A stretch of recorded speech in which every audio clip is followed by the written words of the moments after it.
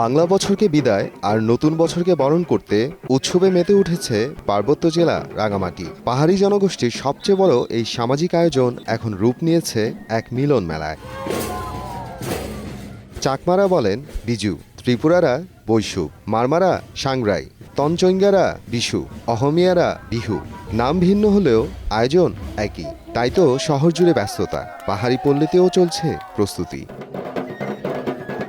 ত্রিপুরা সম্প্রদায়ের তরুণীরা পড়েছেন বিনাই রিসা, তরুণদের গায়ে ধুতি আর ফতুয়া, হাতে রঙিন ইয়াগরুমা, ঢোল আর বাঁশির তালে বৃত্তাকারে চলছে গড়াইয়া নৃত্য। অন্যদিকে মারমা সম্প্রদায় ব্যস্ত জলকেলিতে, কেউ আবার ব্যস্ত ঐতিহ্যবাহী পোশাক বুননে, কেউ রান্না করছেন পাজন। চলছে নানা খেলাধুলা, মঞ্চে একের পর এক সাংস্কৃতিক পরিবেশনা, চারদিকে হাসি, আনন্দ আর উচ্ছ্বাস। স্টলে স্টলে সাজানো পাহাড়ি গহনা আর পোশাক, রয়েছে মুখরোচক ঐতিহ্যবাহী খাবার। পাহাড়ি বাঙালি সবাই মিলে একসাথে, মেলা প্রাঙ্গণ যেন এক টুকরো পার্বত্য চট্টগ্রাম। বিজু মেলাতে এসেছি, সবাইকে আগাম শুভেচ্ছা, বিজুর শুভেচ্ছা। সবাইকে আগাম বিজুর শুভেচ্ছা।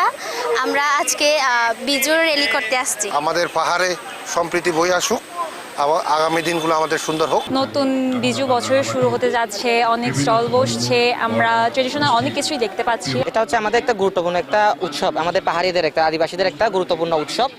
তো আমরা এই উৎসবে অনেক আনন্দ করি। এখানে আমাদের বাঁশ বেত হতে আমাদের ট্রেডিশনাল পণ্য সামগ্রী সবকিছু কিন্তু আমাদের এই মেলাতে পাওয়া যাচ্ছে। পার্বত্য চট্টগ্রামের যে ফলমূলগুলো হয় আর কি, সেগুলো প্রসেস ফুড করে নিয়ে এসেছি আমি। পাচন সবসময় সবজি হিসেবে সবাই রান্না করে খায়, কিন্তু এই পাচনটা হচ্ছে আমাদের এই পহেলা বৈশাখে বিজুতে বৈশুতে হচ্ছে আমাদের ঐতিহ্যবাহী খাবার।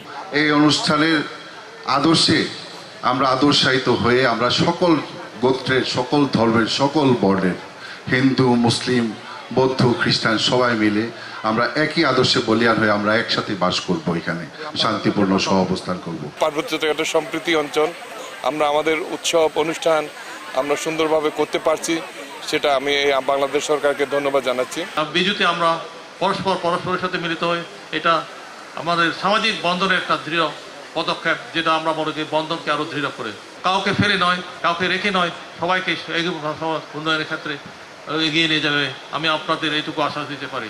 রাঙামাটি ক্ষুদ্র নৃগোষ্ঠীর সাংস্কৃতিক ইনস্টিটিউট প্রাঙ্গণে আয়োজিত এই মেলা চলবে 10 এপ্রিল পর্যন্ত। সময় সংবাদ, রাঙামাটি।